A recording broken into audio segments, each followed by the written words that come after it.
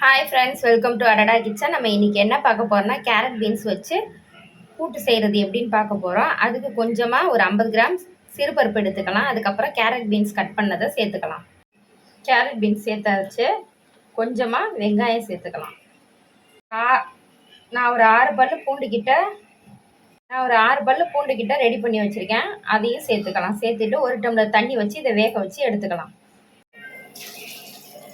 தண்ணி சேர்த்தாச்சு. இது கூட கொஞ்சமாக மஞ்சத்தூள் சேர்த்துக்கலாம். மஞ்சத்தூள் சேர்த்தாச்சு. இப்போ விசில் போட்டு வேக வச்சு எடுத்துக்கலாம்.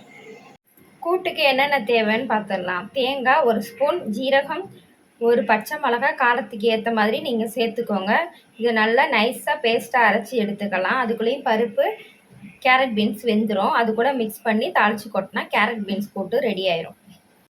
நம்ம பேஸ்ட்டாக இந்த அளவு அரைச்சி எடுத்தாச்சு.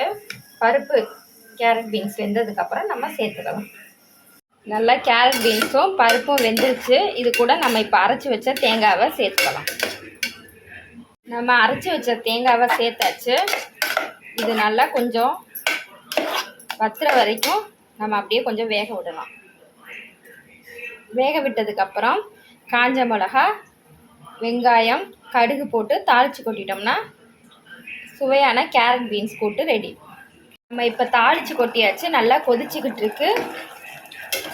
உப்பு தேவைக்கேற்ப சேர்த்துக்கோங்க. இது டேஸ்ட் சூப்பராக இருக்கும்.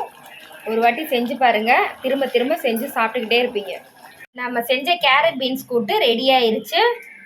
சாப்பிட்றதுக்கு காரக்குழம்பு, வத்த குழம்பு, வெங்காயம் பூண்டு குழம்பு, இது எல்லாத்துக்குமே இதோட டேஸ்ட் காம்பினேஷன் அவ்வளோ டேஸ்ட்டாக இருக்கும்.